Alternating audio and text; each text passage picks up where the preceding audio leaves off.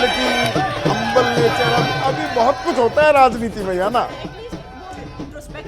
अपनी गलतियां देखते हैं, they try to work on it, see whatever it is. जनता ने भरोसा दिखाया बीजेपी, बिल्कुल दिखाया, इसको कौन डिनाई कर सकता है। बीजेपी खुद तैयार नहीं थी जीतने के लिए, लेकिन जनता उनको जिता रही है। ये अहम बात कर रही है, ये she is hitting the nail on the head. कुछ ऐसे लोग जो पार्टी से हैं बीजेपी के, और ऐसी बात नहीं कहीं सुनाई दे रही थी कि वो लग रहा, वो खुद ही कह रहे थे कि चलिए जो आया है देख लीजिए। और ये जो बिल्कुल 30-35 से ऊपर कहाँ जा रहे थे, उनका इंटरनल बयानबाजी आप कहाँ देख रहे थे। सुबह में भी अगर आप देखें तो नगाड़े उधर बज रहे थे, भूपिंदर सिंह हुड्डा जी मीडिया से बात कर रहे थे, लेकिन ये तस्वीर बिल्कुल बदल गई। और इसका कहीं ना कहीं रणनीति सबसे बड़ा फैक्टर क्या दिख रहा है आपको? नहीं, जातियों पर भी जिस तरह से जात नॉन जात हो गया खुलकर। मुझे लगता है पूरे समीकरण, इसमें खुलकर क्या कहना है, राजनीति है, रणनीति है। और नहीं, आदेश यहाँ पर कह रहे थे कि साइलेंट वोटर, वो चुपचाप बैठा रहा, देखता रहा, और अति उत्साह में कुछ ज्यादा तूती बजा दी कांग्रेस ने। मायावती जी को अगर जो बहुत सालों से जानते रहे हैं, वो जानते हैं कि बोलती नहीं है ज्यादा।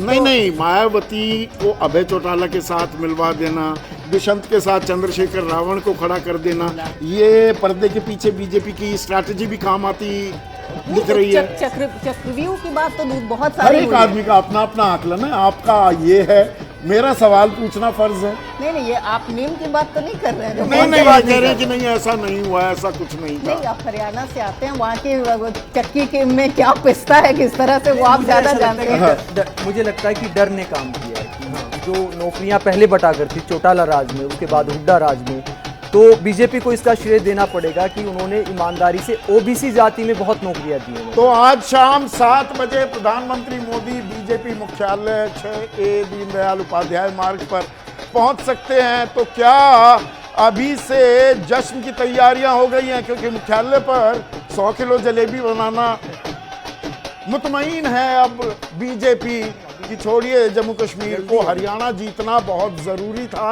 और वो जीते हैं, क्योंकि अभी 2 राज्यों में चुनाव ठीक इसके बाद होने हैं।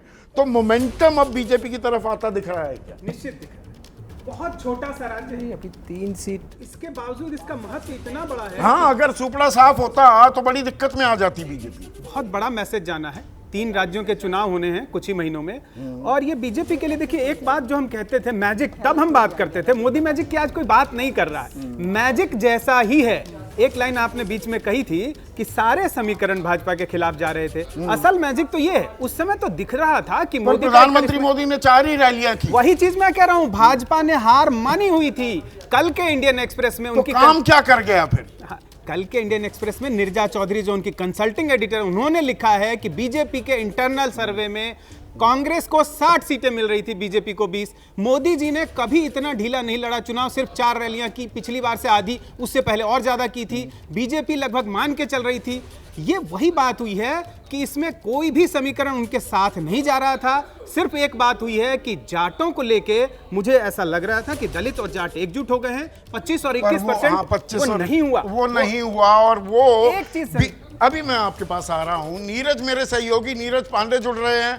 अभी हमने खबर आपको बताई है, शाम 7 बजे प्रधानमंत्री मोदी बीजेपी हेडक्वार्टर्स पहुंच सकते हैं। इस पर तो मैं और जानकारी लूंगा नीरज, लेकिन पहले आपने कल ही ट्वीट कर दिया था कि जो एग्जिट पोल बता रहे हैं उसके बिल्कुल विपरीत नतीजे आने वाले हैं, और रुझान वही चीज कह रहे हैं। किस बिना पर आप ये ताल ठोक रहे थे, वो ट्वीट कर रहे थे? संदीप, मैं जिस दिन वोटिंग हो रही थी, मैं उस दौरान कॉन्स्टिट्यूंसीज में घूम रहा था। मैं कुरुक्षेत्र गया, इसके बाद मैं नारायणगढ़ गया, अंबाला में रहा, पानीपत में गया। मैंने लोगों से कम उस दौरान 100 से ज्यादा लोगों से पर्सनली बात की थी, किसानों से बात की थी। 3-4 परिवारों में तो उनके घर में मैं गया, चाय पिया, बैठ के उनसे बातें की।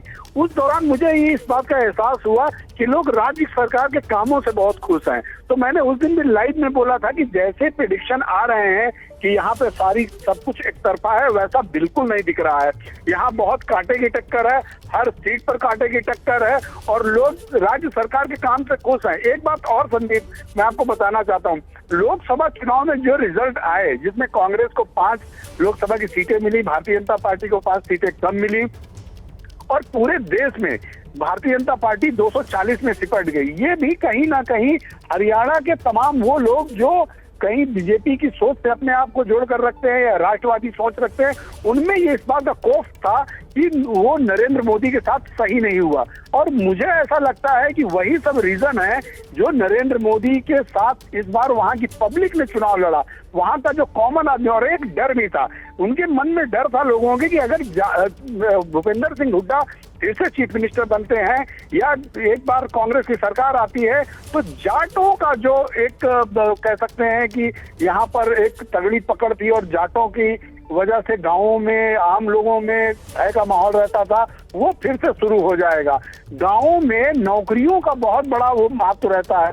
आपने जिससे बात की, बेरोजगारी में तो हरियाणा कही। नंबर 1 चल रहा है। खैर इस पर तो आएंगे। अब ये बताइए कि क्या ये खबर पुख्ता हो रही है कि प्रधानमंत्री मोदी आज शाम 7 बजे बीजेपी हेडक्वार्टर्स पहुंचने वाले हैं?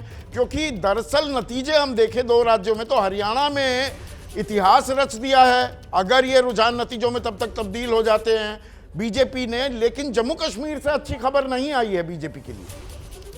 संदीप, मेरी भी जानकारी है प्रधानमंत्री नरेंद्र मोदी शाम को 7 बजे भाजपा मुख्यालय पहुंच सकते हैं, अपने कार्यकर्ताओं को संबोधित कर सकते हैं।